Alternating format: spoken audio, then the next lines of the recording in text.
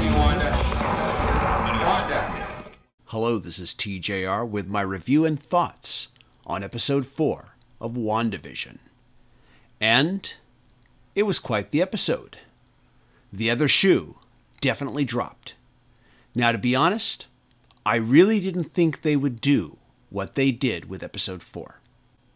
I really thought that the show's creators would string us along for a few more episodes, presenting more sitcom eras with more clues doled out as to what was really going on before giving us the kind of big reveal that we got in episode 4.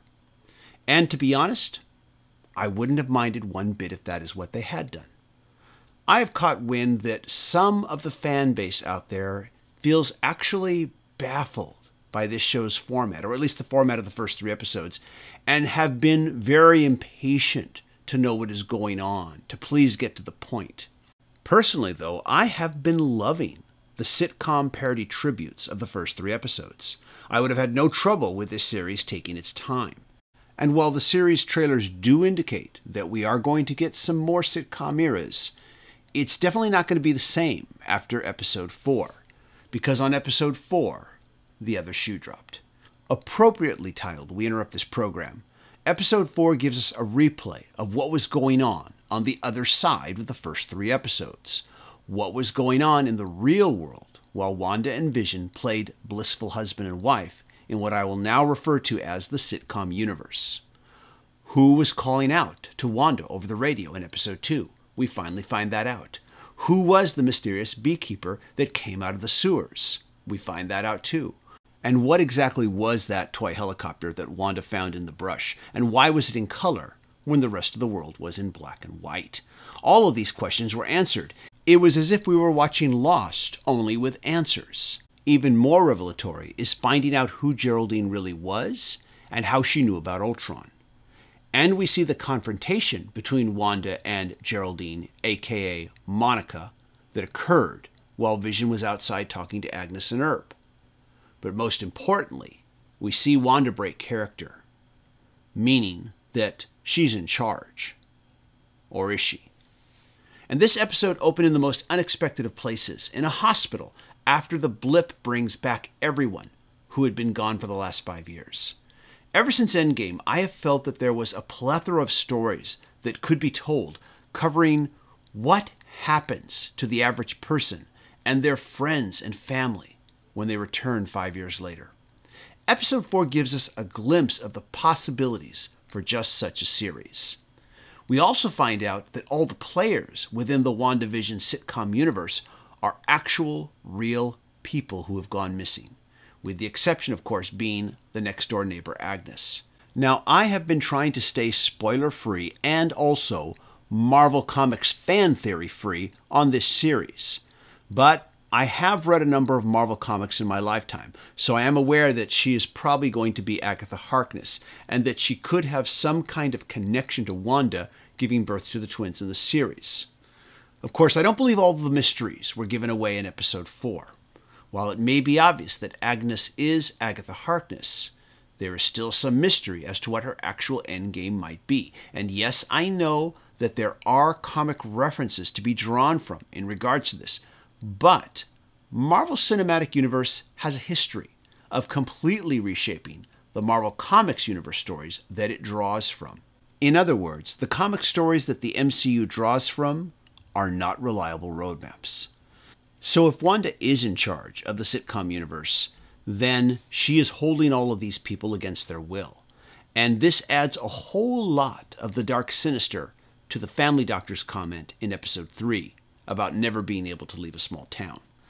Like I said earlier, even though I'm trying to stay spoiler-free on this series, it's been next to impossible to not see YouTube thumbnails proclaiming that Wanda is the series villain. And after the events of episode 4, it would appear that this may very well be where the series is headed. As a kid reading comics in the 70s, I grew up first reading DC Comics, where the heroes and villains were very well defined. When that same kid started reading Marvel Comics, however, one of the most shocking aspects of Marvel continuity was the fact that heroes could sometimes turn into villains, and villains could sometimes turn into heroes. This notion definitely shaded my impressionable young world just a little bit darker than it had been before. But in my adult life, and with the benefit of hindsight, I realized that it also smacked me with a good dose of reality. Because in my lifetime, I have seen good people go bad and bad people go good. So perhaps this series will end on a very dark note that will lead into a future Marvel film. There has been some speculation that said film will be the next Doctor Strange movie. So this week, here are the questions I am asking. What did Monica, aka Geraldine, know or didn't know while she was in the Westview sitcom universe? Was she aware that she was Monica Rambeau while she was being Geraldine? Did she self-adopt the persona of Geraldine as a form of deep cover?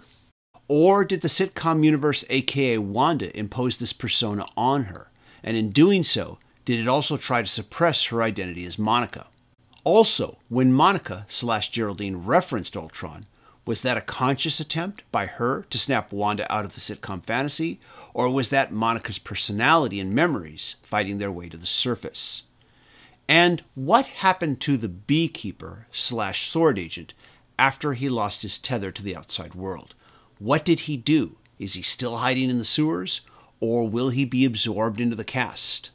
I think episode 4 is supposed to lure you into a sense of false confidence. I think it's supposed to make you feel comfortable and say, great, now I know what's going on. I no longer feel lost. But I have a feeling that there's still a little wool being pulled over our eyes. And I have a feeling that there's still another shoe that's going to drop. At least that's what I'm hoping. Those are my thoughts. Please leave yours in the comments. As always, if you like what I'm doing, be sure to click a like, click subscribe, and smash that bell notification icon so you can know when I release new videos. I also want to thank my Patreon supporters who are helping me make new videos. Patreon supporters receive early access to select videos and special behind-the-scenes content available nowhere else. If you'd like to become a Patreon supporter, please go to patreon.com/TJRTheOriginal. Oh, and it was also really great seeing Darcy and Agent Woo again. Everybody, I want to thank you so much for watching, and I hope you all stay safe and healthy. Take care. Bye-bye.